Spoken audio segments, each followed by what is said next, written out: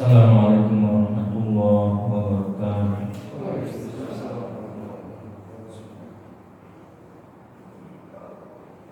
Innal hamdalillah nahmaduhu wa nasta'inuhu wa nastaghfiruh wa natubu ilaihi wa na'udzu billahi min shururi anfusina wa sayyiati a'malina. Man yahdihillahu fala mudilla lahu wa man yudlil fala hadiya lahu.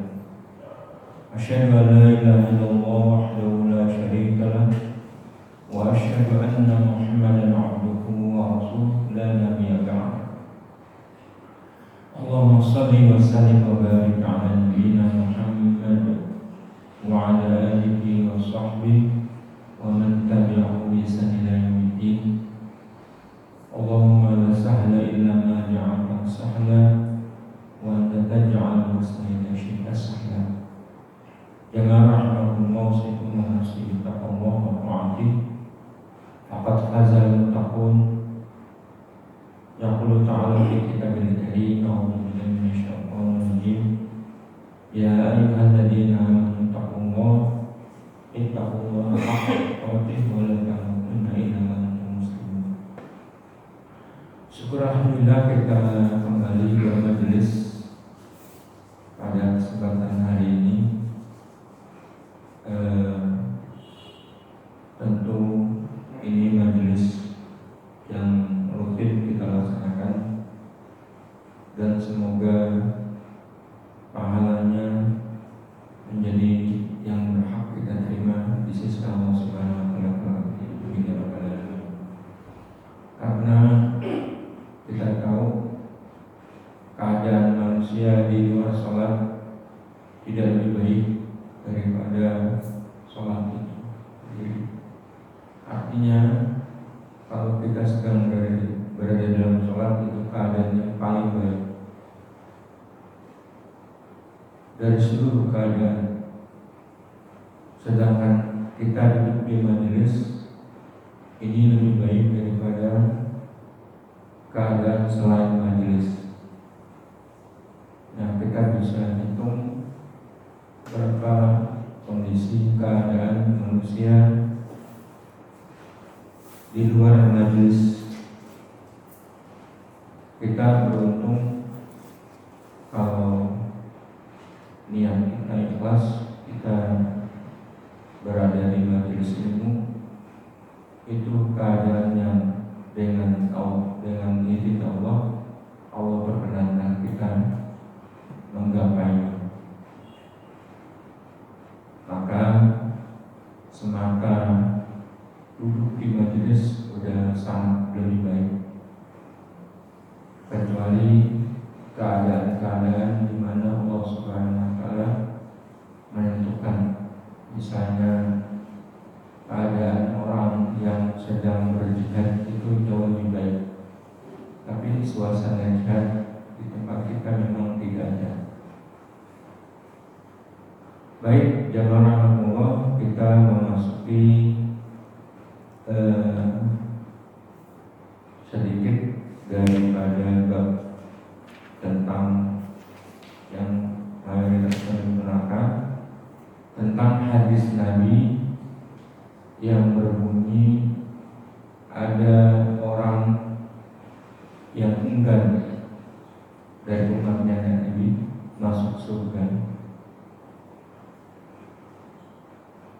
Hadisnya bunyinya riwayat Imam Bukhari dari sahabat Abu Hurairah radhiyallahu anhu, kullu ummati yadkhuluna jannah, kullu ummati yadkhuluna jannah illa man aba.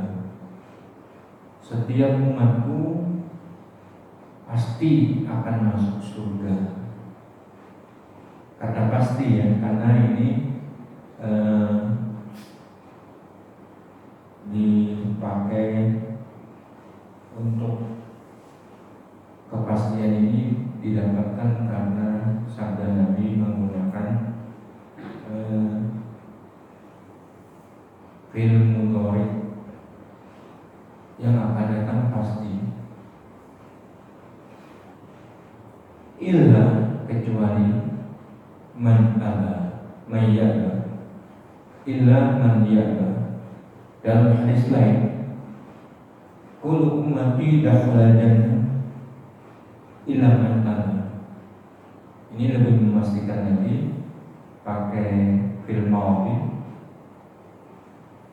Masuk surga itu nanti, tapi Nabi menggunakan kata lampau. Itu artinya kepastian. Ummati pasti masuk surga, kecuali yang tidak mau. Para sahabat bertanya, siapakah yang enggak itu Rasulullah? Maka Nabi menjawab, man ata'ani dakhala jannah wa man asani faqad aba. Siapa yang taat kepadaku, dia akan masuk surga. Siapa yang mendurhakai aku, dialah yang tidak mau. Jemaah rahmatullah, ini syarat ya. Keengganan itu karena seorang yang mengaku pengikut Rasulullah, dia tidak mau berbuat mengikuti petunjuk Rasulullah SAW. Petunjuk Rasulullah itu dalam kita beribadah mesti kita mengacu kepada tuntunan beliau.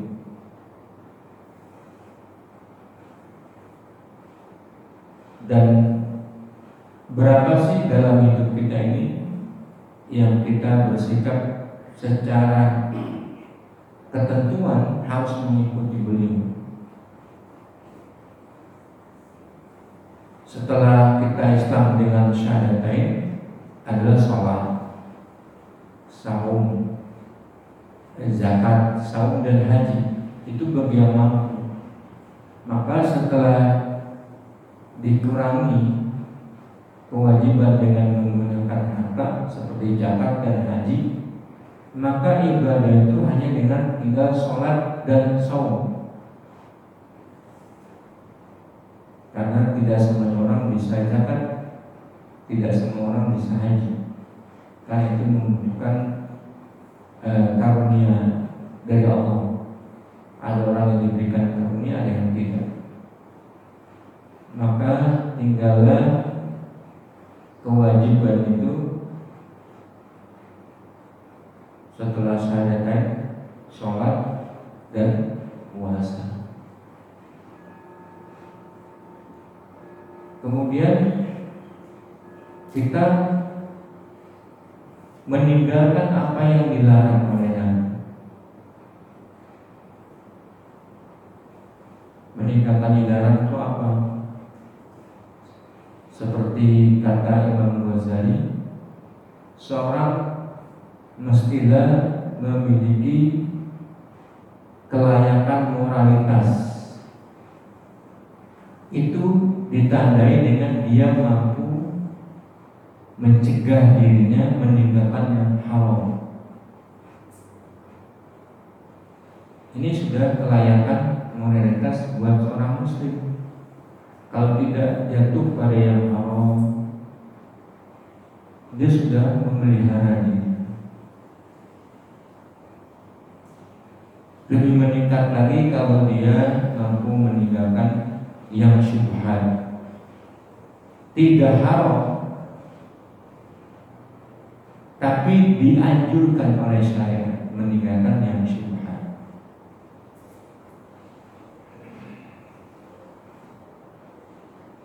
Yang ketiga, bukan saja yang haram dan yang syubhat ditinggalkan, yang sebenarnya tidak apa-apa dia tinggalkan khawatir jatuh kepada yang salah. Ini menyebut perbuatan-perbuatan. Maka Rasulullah bersabda, la yablughu 'abdun darajatal muttaqin hatta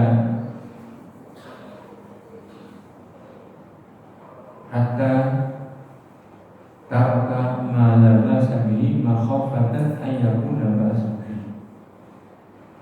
Seorang hamba itu tidak akan mencapai derajat orang bertakwa, tidak akan sampai derajat orang bertakwa sampai dia meninggalkan yang tidak apa-apa dalam masalah agama karena khawatir dia menjadi masalah. Nah ini tentu kecermatan orang terhadap sesuatu itu tentu ditopang oleh kemampuannya mendalami agama. Jadi memang gelar takwa itu tidak bisa tidak kecuali seseorang itu mendalami agama. Nah, kalau dia punya kelayakan moralitas, apalagi bisa meninggalkan yang syubhat, apalagi bisa meninggalkan yang tidak apa-apa tapi karena takut dia tinggalkan. Dialah orang yang pasti masuk surga. Ya, standarnya meninggalkan hawa. Itu sudah umatnya Rasulullah dan pasti masuk surga. Karena yang syubhat tadi tidak wajib untuk ditinggalkan, tapi anjuran. Seperti sabda Nabi, wa man taraka syubhat faqad istabra'a li dinihi wa irdihi. Barang siapa yang mau meninggalkan yang syubhat, berarti dia telah menjaga agamanya dan menjaga dirinya. Bukan wajib tapi anjuran. Nah, kelayakan moralitas hanya kita meninggalkan yang haram.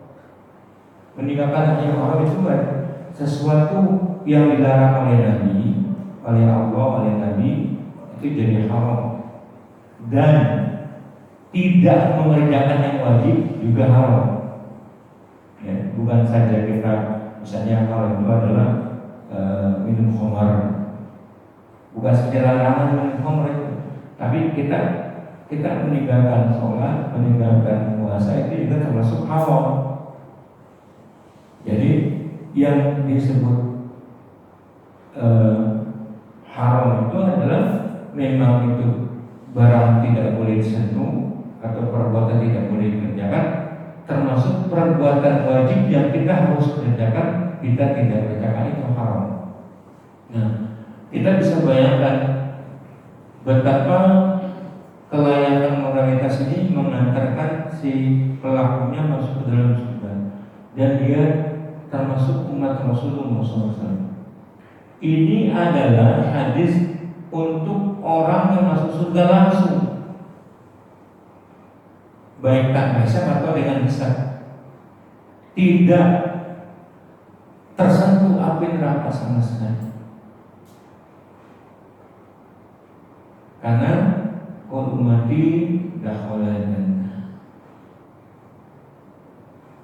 Nanti kan ada yang masuk surga tapi dia mantan jahanimiyun,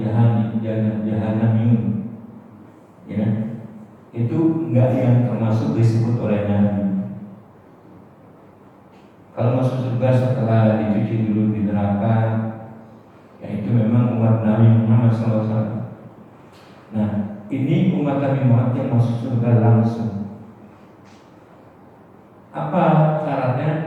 Cukup kita punya kelayakan moralitas, ya, sholat, puasa, ya karena dia nggak mampu berzakat berhaji, meninggalkan amal sudah. Nah, tetapi ada yang tidak mau. Nah ini dia, kecuali yang tidak mau. Yang tidak mau yang siapa ya Rasulullah? Man ato'ani, bangsa yang taat kepadamu, tak melainkan. Wa man asoni faqad ada. Siapa yang durhaka kepadaku, ialah orang yang enggan. kita tidak melaksanakan kelayakan moralitas meninggalkan yang haram itu sebabnya dia disebut tidak mau. Nabi mencontohkan hanya sedikit dari kehidupan ini. Yang kita tahu yang pokok-pokok itu, yang pokok-pokok yang jadi syariat pokok, seperti kita tahu ya, yang haram itu tentang makanan apa, tentang minuman apa, tentang perbuatan apa. Kita tahu semuanya. Muslim itu tahu.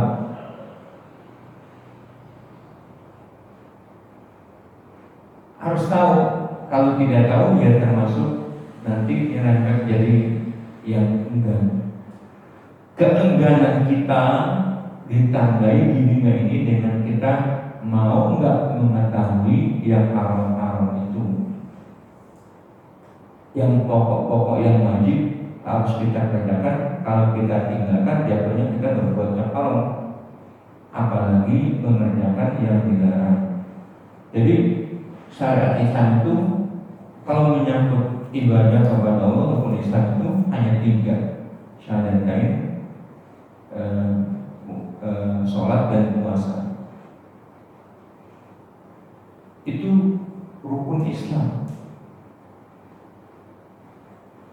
Nah, sehingga orang yang enggan itu tidak mau mengetahui apa saja yang dilarang oleh Nabi. Karena dia tidak mau mengetahui, otomatis dia enggan. Naudzubillah min dzalik, orang yang tahu, ya sudah tahu yang haram, malah dikerjakan, lebih tidak mau lagi dia. Jadi kalimat illa man aba itu menunjukkan kepada kita orang Muslim itu mesti tahu standar minimal yang harus kita kerjakan.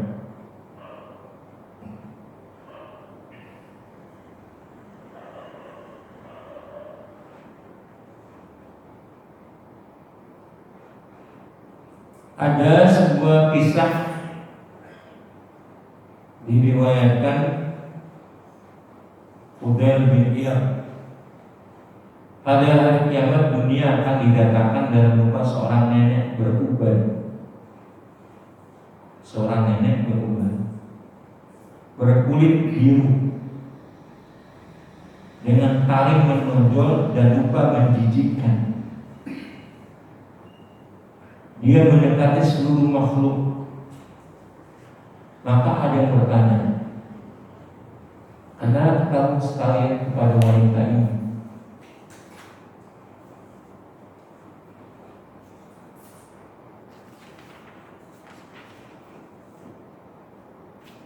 Mereka menjawab, kami merindu kepada Allah dari mengenal wanita ini.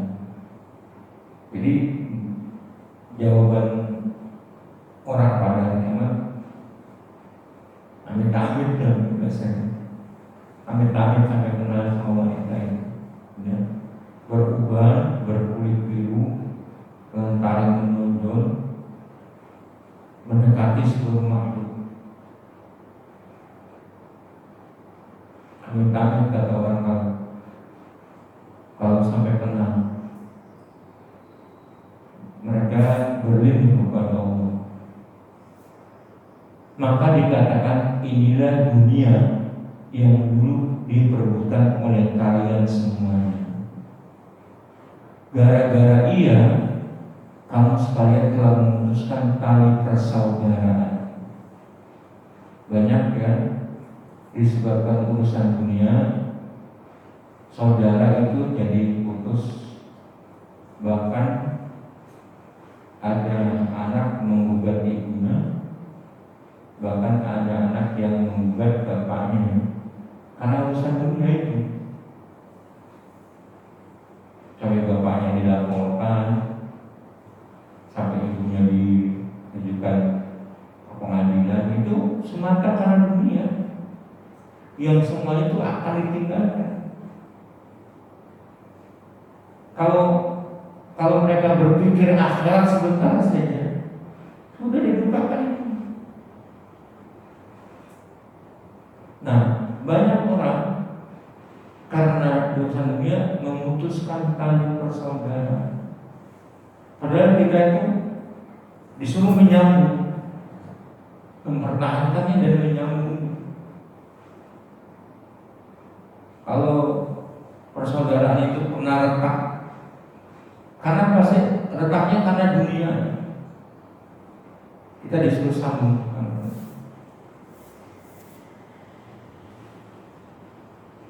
Gara-gara kalian, gara-gara kamu sekalian telah saling mendengki, membenci dan terberdaya. Itu dunia semua. Kemudian nenek itu dilempar ke dalam neraka jahanam. Maka dia pun berseru, "Ya Tuhanku, mana pengikutku dan mana penggemarku?"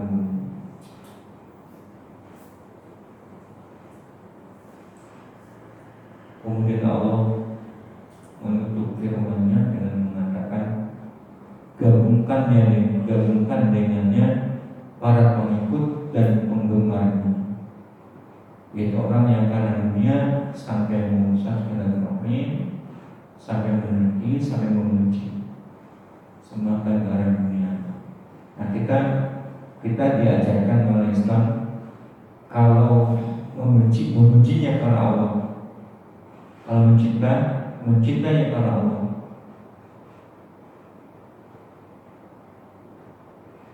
Kalau silaturahim selamanya nggak boleh putus. Sampai orang tua kafir pun kalau seandainya ya, tetap disambung silaturahmi berbuat baik. Sesuatu yang memang berasal dari rahim yang sama, kenapa mesti diputus?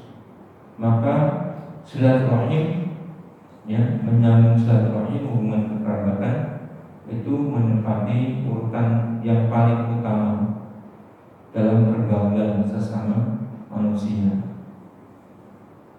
Bahkan disebutkan oleh Nabi, silaturahim itu adalah yang bisa menyambungkan orang yang sudah terputus ketika di akhirat terjadi semuanya kerabat menjauh. Silaturahimlah yang bisa menyelamatkan.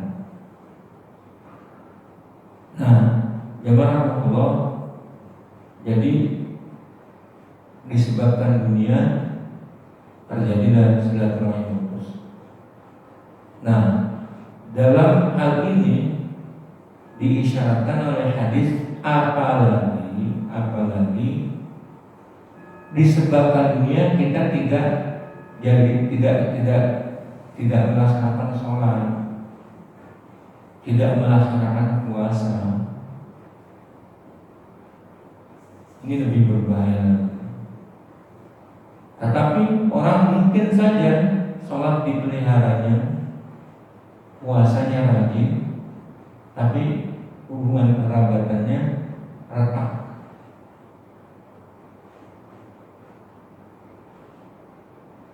Silaturahim itu yang satu rahim. Kalau kita nggak ada hubungan darah, ya, namanya bukan silaturahim. Tapi di kita ini, di Indonesia ini sudah terbiasa. Mau kemana kamu? Saya mau silaturahim ini ke teman saya. Itu nggak tepat.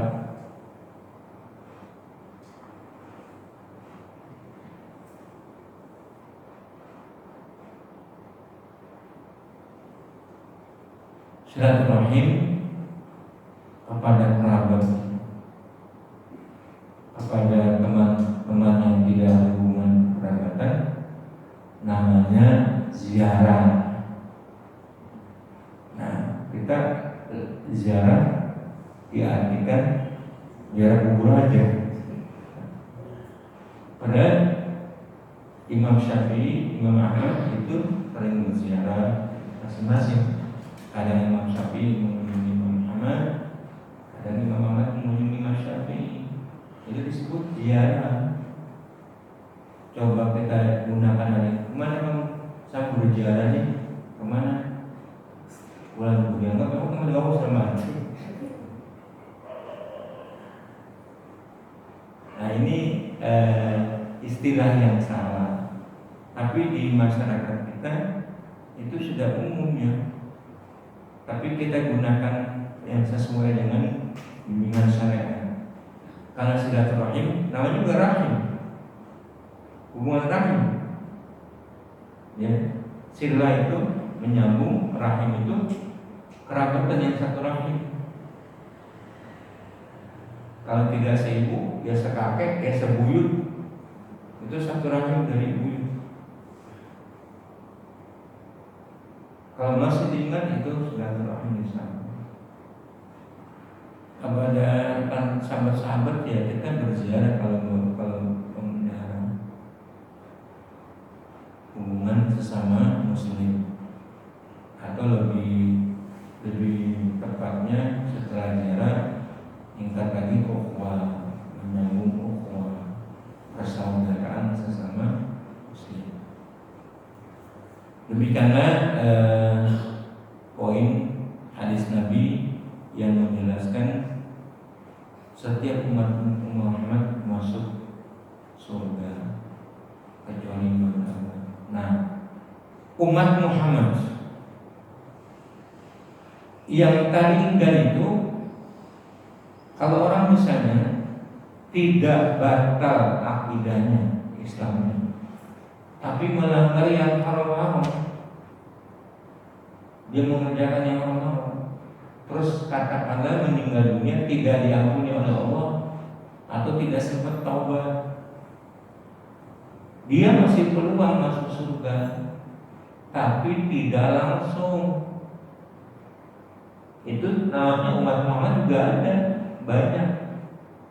Umat Muhammad ada yang masuk surga setelah dibersihkan di neraka. Ini tidak termasuk hadis ini. Sehingga umat Muhammad SAW itu menjadi mayoritas penghuni surga. Mungkin ya, bukan saja karena Muhammad SAW adalah Rasul terakhir sehingga umatnya menjadi lebih banyak ya. Tapi memang begitulah keadaan umat Islam ini. Coba kita hitung umat Yahudi berapa, umat Nasrani berapa, dan mereka tidak lagi bisa disebut sebagai umat Yahudi dan umat Nasrani pada saat ini.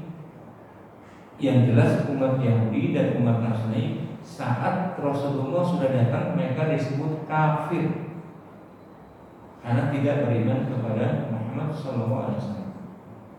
Maka yang ada sekarang umatnya Muhammad, umat Muslim atau kafir.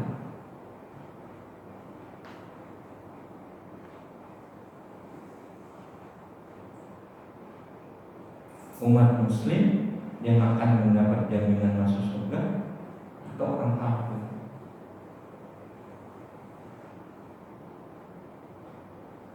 Nah, hadis itu ya, masami'a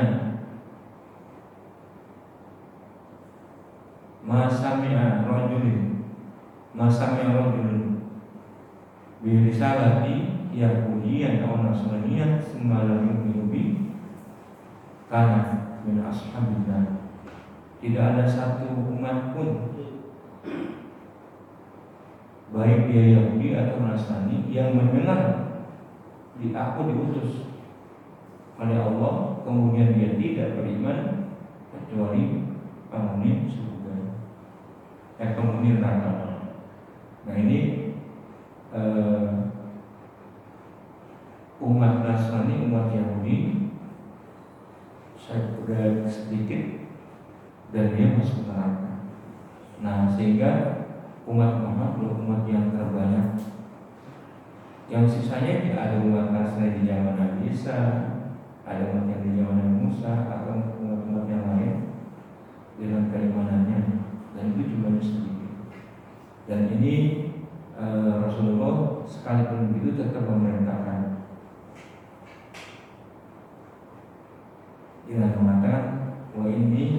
kasirun bikum mu'minun. Aku bangga dengan jumlah yang banyak dari kamu pada hari kiamat di hadapan umat yang lain.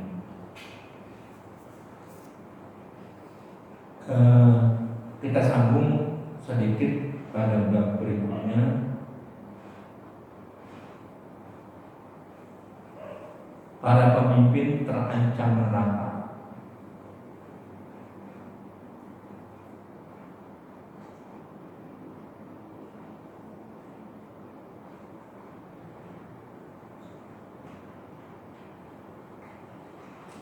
Rasulullah SAW bersabda seperti yang diriwayatkan oleh Abu Dawud dari Walid al-Qafwan, dari seorang lelaki dari ayahnya dari kakaknya, dia disampaikan sebuah hadis di mana antara dia dan antara lain dia mengatakan bahwa ayahnya telah menyuruh datang kepada Nabi SAW. Maka dia berkata, sesungguhnya ayahku sudah sangat tua, dia adalah pengurus air, dan bahwa dia meminta kepadamu agar engkau memberikan pengurusan itu kepadaku seperti nadinya. Jadi anaknya akan diserahkan tugas mengurus air. Dia bertanya kepada Nabi. Maka Rasul bersabda, Inna al-i'rafa haqqun wa la budda lin-nasi min rofa walakinna rofa finnar. Sesungguhnya kepemimpinan itu adalah hak,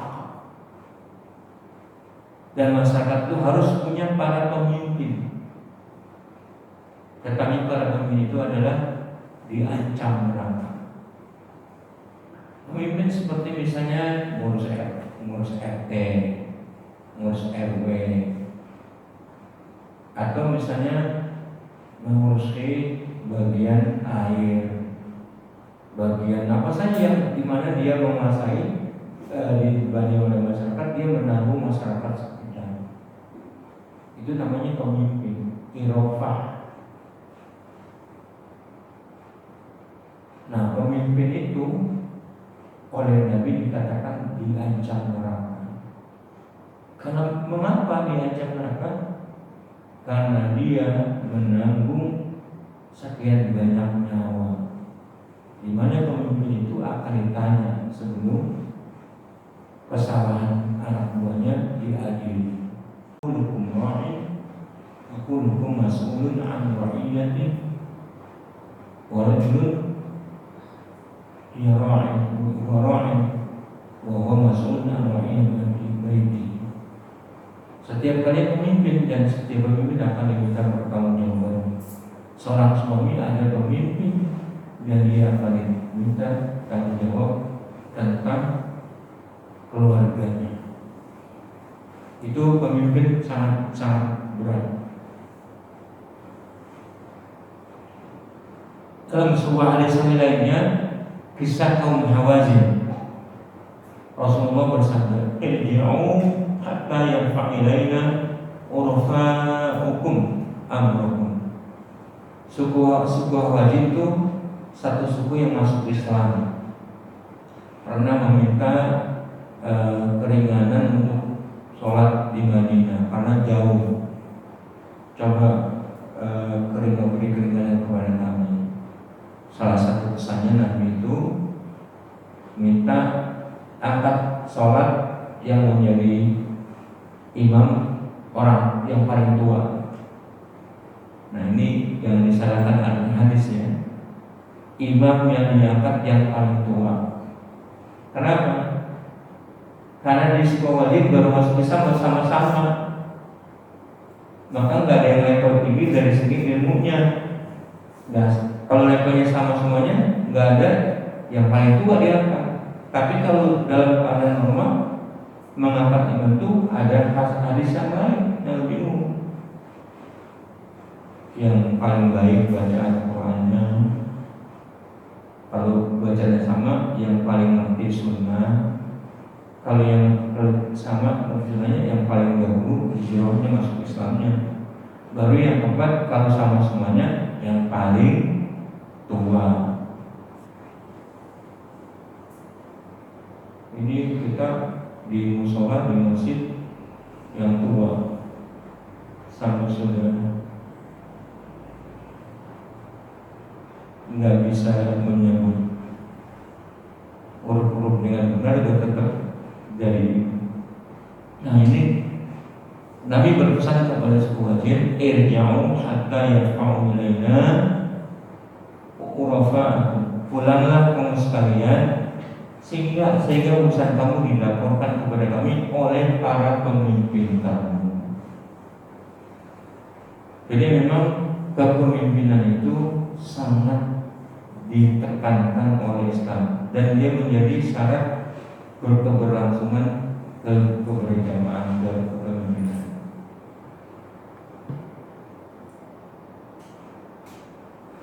Nah, sampai di sini kita bacakan hadisnya. Nanti persoalan bagaimana dia diancam neraka kita akan sambung di lain kesempatan.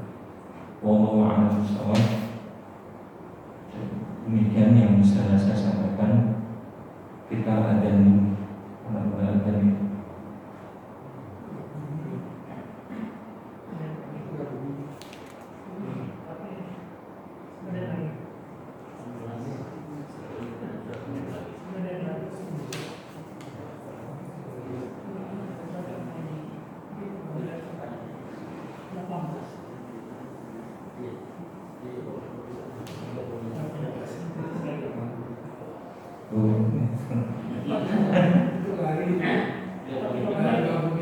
itu yang buat penceramah.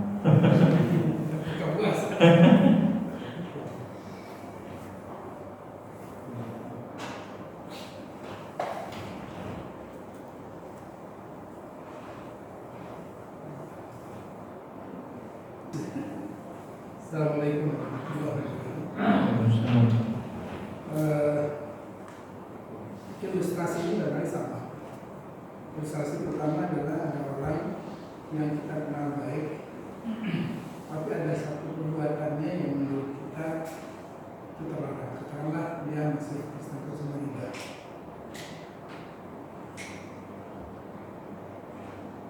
Orang ini telah diingatkan waktu belum sampai meninggalkan, pada akhir hayatnya sebelum sudah meninggal, dia meninggal dalam keadaan sholat di rakaat kedua sholat asar.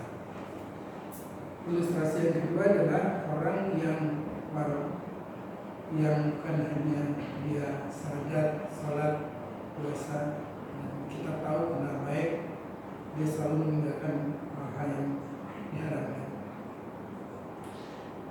Pertanyaannya adalah, kalau mendengarkan tadi penjelasan hadisnya, untuk yang kedua, ilustrasi yang kedua, dikatakan bahwa minimal 3 itu maka dia dijamin masuk surga tanpa hisab. Apakah untuk konteks ini kita, tadi untuk orangnya, terus terang bagi kita, apakah boleh memberikan jasa bahwa dia ahli surga?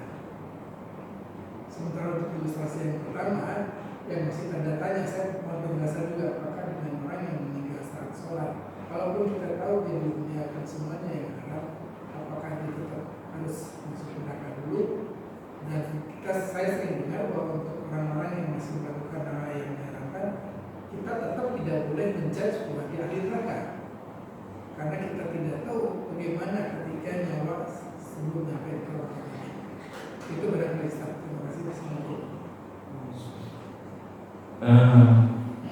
Ada hadis,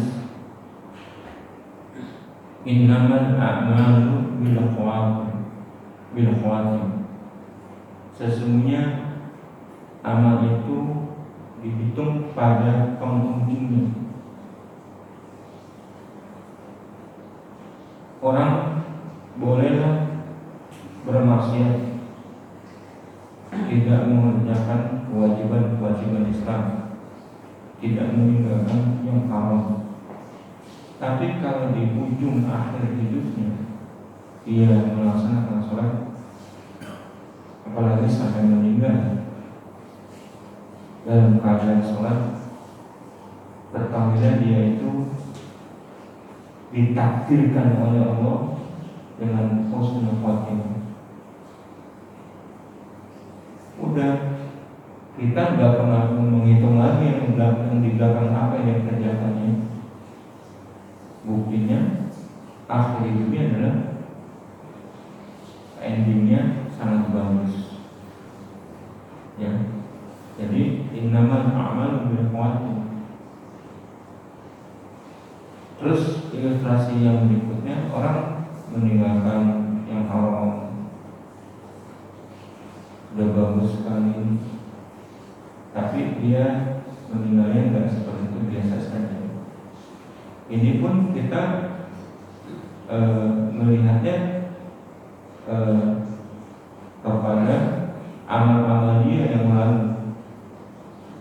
Kalau orang berbuat salah, kita lihat penghujungnya akhirnya adalah amal baik, dia baik.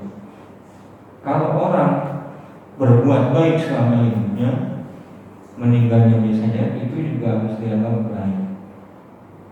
Nah, kita tidak boleh menjustifikasi memang, bahkan orang yang muslim dia tidak melaksanakan yang wajib, malah mengerjakan yang haram selama dia muslim, dan kita tahu tidak sampai keluar keislamannya gugur, kita harus berbaik sangka.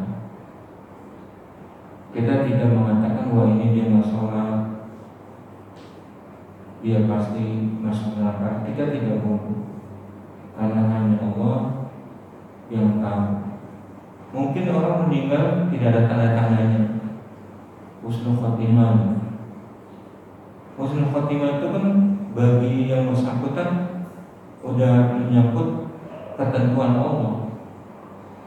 Karena ini ketentuan Allah, bisa jadi kita yang selama ini aktif ibadah, kesudahannya kita nggak husnul khotimah. Orang yang kesehariannya tidak ibadah, di penutupnya malah bagus. Makanya kita disuruh berdoa, Allahumma inni as'aluka bi husnil khotimah. Kita nggak tahu seperti ini, baik saja, suasana baik, di akhirnya kita nggak tahu. Kematian husnul khotimah sebagaimana kematian itu sendiri ada rahasia Allah. Kita selalu berharap mati-matikan dalam keadaan seperti itu. Nah, kepada kita, diri pribadi masing-masing, kita harus waspada, harus ketat.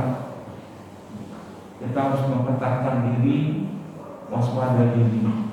Namun kepada orang lain, kita harus memberi kelonggaran-kelonggaran. Oh, dia muslim, baik. Kalau misalnya kita tahu di sini orang ada yang meninggal dunia, kita nggak pernah lihat dia ke masjid ini. Tapi kalau dia pernah sekali saja kita lihat dia pernah sholat Idul Fitri, maka itu yang harus kita bicarakan. Oh, dia memang orang sholat. Jadi kita nggak dibenarkan kalau mengorek-ngorek kesalahan orang. Karena orang kalau dia muslim, dia harus didoakan. Kita lebih baik mendoakan dan mengucapkan insya Allah diampuni, insya Allah dirahmati Allah, itu adalah doa. Jadi orang yang pernah berbuat jelek, kalau nantinya sedang sujud, kita apresiasi sebagai keputusan Allah, orang itu baik sekali. Tapi kita bukan, saya berharap nggak boleh begitu ya, nggak boleh berbuat menyimpang, nanti kita berharap nantinya kita nggak akan ketemu. Orang kejadian itu pada satu orang tidak terjadi kepada yang lain. Tapi kita berharap yang baik. Kita ibadah, terus kita minta. Jangan pula orang udah rajin ibadah, dia sombong. Wah, gue sih udah pasti nantinya masuk surga. Nah, yang kesombongan ini yang mengantarkan dia tidak masuk surga, jadi karena dia suudzon kepada Allah Subhanahu wa taala. Dalam sebuah hadis, la yamutan ahadukum illa wa yusbi husnul dzan billah. Jangan mati seorang dari kamu kecuali berhusnuzon kepada Allah. Nah, kepada orang-orang lain kita harus lebih toleran, lebih banyak memaafkan, lebih banyak membuka peluang kebaikan. Tapi untuk diri kita katakan. Begitulah ajaran Rasulullah SAW. Rasulullah secara pribadi ketat banget, ibadahnya begitu banyak, tapi kepada orang ketika melakukan kesalahan dia sangat toleran.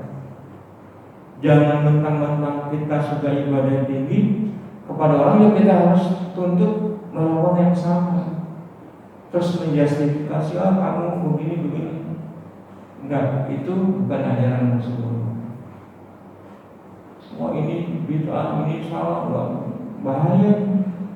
Bukan ajaran Rasulullah. Kita buat pribadi ketat, silakan. Tapi kalau orang berikan. Kalau kata Imam Ghazali, ada 1000 cara untuk membenarkan perbuatan salah teman kamu. Wallahu a'lam. Yang lain?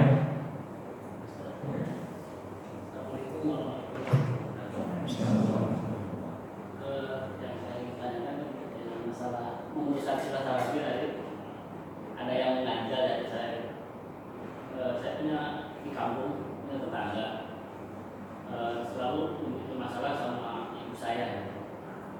Nah, udah lama sih masalahnya, terus selalu berlanjut. Pada puncaknya ibu saya itu mengeluh ke saya lah, mengadu istilahnya, karena saya kan di sini di Jakarta ya. Setelah itu mengadu yang sering bikin masalah, selalu berubah. Nah, lalu saya datang ke kampung, mendatangi tetangga itu. Ya, akhirnya tadinya membicarakan masalah ini. Lalu terjadilah pertengkaran antara saya dengan tetangga itu. Nah, akhirnya pertengkaran sampai tetangga-tetangga lain tahu lah gitu. Karena saya kan membela orang tua saya gitu. Nah, terus akhirnya udah seperti itu, dia membawa ke hukum. Tapi setelah saya tunggu sampai sekarang nggak ada sama sekali ketika baik ke hukum itu ya. Akhirnya sampai sekarang juga tidak ada komunikasi dengan orang tua saya, tetangga sebelah itu. Dan saya juga jauh di sini. Apakah itu termasuk dosa saya karena memutuskan silaturahmi antara orang tua saya dengan tetangga itu? Karena tindakan saya, karena saya terlalu emosi membela orang tua saya. Ya, setiap perbuatan yang menjadikan hubungan sama manusia itu retak, itu termasuk kategori dosa. Apapun sebabnya, misalnya kita benar, terus dia jadi tidak enak, dia jadi jauh, kita terus punya andil dalam kesalahan itu. Karena dengan tindakan kita orang menjadi bermusuhan, orang menjadi tidak terbunuh. Sekecil apapun dan apa sebabnya kita sudah menanggung kesalahan. Nah, nanti di pengadilan Allah masing-masing orang, masing-masing kita yang mengajukan alasan kenapa saya begitu. Nah, kalau di dunia ini tentu saja dicari solusinya. Kalau kita merasa, kan yang namanya dosa itu ketika tidak kita lihat syariat bisa ditanya dalam hati. Kata Nabi, dosa itu adalah yang hati kamu gusar mengerjakannya dan kamu takut kalau dilihat oleh orang. Nah, itu kita ukur sebuah dosa itu seperti itu. Apakah kita melakukan ini kalau diketahui oleh orang, kita termasuk gusar ke hati kita. Nah, itu berarti sebuah dosa. Tapi kalau tidak kita melakukan dosa, kalau kita tidak menganggap itu dosa, nah berarti hati kita yang tidak sensitif Pokoknya setiap yang menjadikan hubungan itu renggang, kita punya andil di dalam. Karena apa kalau dia udah menyakiti hati ibu saya, kalau dia ibu saya selalu menangis gitu, itu gimana? Saya kan membela ibu saya. Iya. Kan ada istilah apa ya? Sudah itu dilakukan ibu sakit, saya juga sakit gitu kan. Iya. Sekalipun begitu, nanti urusan siapa yang benar itu harus diadili sama Allah Subhanahu wa Ta'ala. Tapi kita dengan tindakan itu, misalnya kita membela ibu atau malah berlebihan atau tidak, kita kan tidak tahu. Tapi kita sudah membuat orang lain memutuskan hubungan. Nah itu sedikit banyak kita punya andil. Benarnya andil kita itu besar atau enggak itu diadili pengadilan Allah, karena Allah kan Maha tahu. Nah kalau di manusia ini seperti ini diungkap, yang kalau ada kan ada hukumnya, hukum diadili siapa sebenarnya itu baru ketahuan. Nah situ menyadarkan tentang itu seberapa besar tingkat kebenarannya, atau apakah semata membela ibu. Tentunya ada persoalan yang harus dijelaskan. Apakah kita benar atau kita berlebihan, atau kita malah menambah-nambah yang tidak benar. Semuanya itu yang tahu kalau di hadapan hati. Wallahu a'lam. Demikianlah, lebih kurang mohon maaf. Assalamualaikum warahmatullahi wabarakatuh.